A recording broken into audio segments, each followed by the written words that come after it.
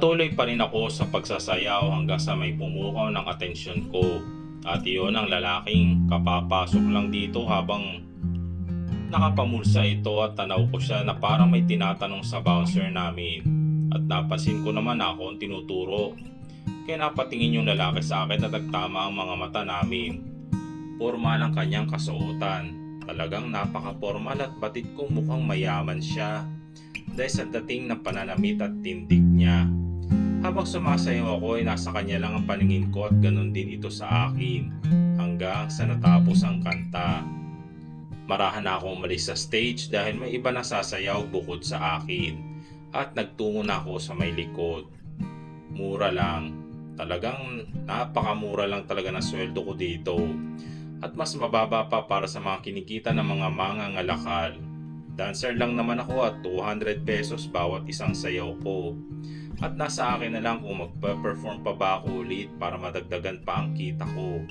Ang sweldo ko ay hindi tulad kila Nika na malalaki. Depende kung may tip na rin ay binibigay ang customer nito sa kanila. Kung nagkataon siguro nakasama ako sa kanila ay mas malaki pa ng ilang beses ang kikitain ko sa isang gabi.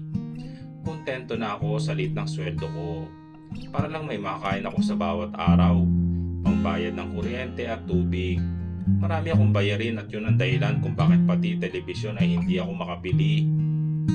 Sasayaw ka pa ba ulit? Natigilan ako nang marinig ko may nagsalita at nakapalingon ako.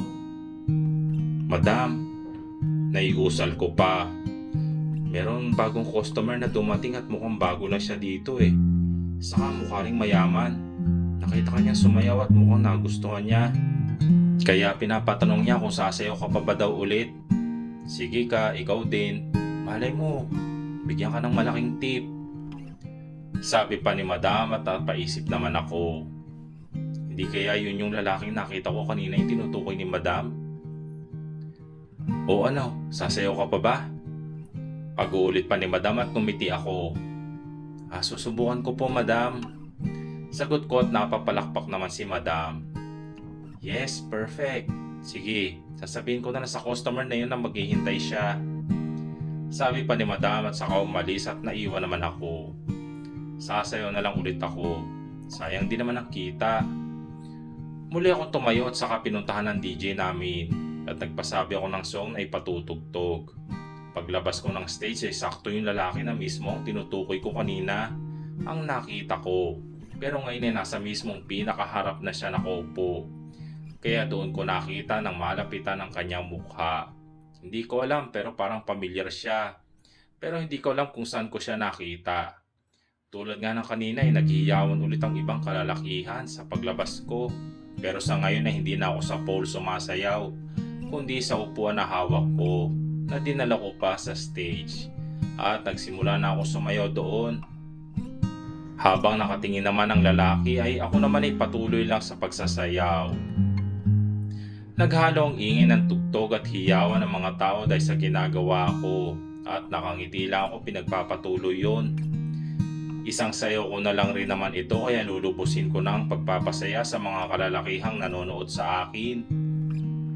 Pinagpatuloy ko lang ang ginagawa ko at nang matapos ang ilang minuto ay hinihingal naman akong nakatayo pa rin habang nagpapalakpakan ng lahat. Medyo habol ko pa ang hiningang nakatingin doon sa lalaki hanggang sa nagbaba na ako ng tingin at tumalikod na. Tapos na ang palabas. Babalik na ako sa likod. Pagkatapos ng ilang minuto ay nasa backstage na ako para magpahinga at agad na nagpalit ng damit. At uuwi na rin ako at mamayang 3:00 ng madaling araw. 2 sayaw lang muna para sa ngayon dahil may special na araw kong isi-celebrate mamayang umaga. Marahan ko lang tinatanggal ang makeup sa mukha ko at sinuklay na ang buhok ko. Saka nilagay lang ang mga gamit sa bag ko. Maya-maya nakita ko naman si Madam na papalapit sa akin at ngingiti-ngiti. Oh, heto. Sabi niya at abot ng 1,000 na kinagulat ko dahil ang laki masyado ng pera na yon. Tip mo daw yon, sabi ng lalaking tinutukoy ko sa iyo kanina. Sabi na nga ba't yayamanin talaga yun eh. Sabi pa ni Madam at napangiti naman ako. Mukhang ang buenas ang araw na to, Madam. Sabi ko pa. O siya, uuwi ka na ba? Tanong na niya at tumanguna ako sa kanya. Oo madam, maaga kasi ako ngayon kasi magluluto pa ako mamayang umaga. Sabi ko pa. O siya, sige, ganun ba? O sige, mag-iingat ka ha. Sabi niya pa at nagpaalam naman ako at saka tumayo na at sinukpit na ang bag ko at naglakad na ako paalis. Hindi ko pala sinabi na kaya maaga ako uwi ngayon kasi bala ko magluto mamayang tanghali ng pansit dahil kaarawan ko na pala. Masasabi kong nakadagdag ng malaki itong 1,000 para sa lulutuin ko. Kung tutusin ay malaking tulong na ito sa akin at isa pa ay ito na ang pinakamalaking tip na naibigay sa akin. Agad na ako lumabas ng lugar na yun at tuluyang umalis. Itutuloy.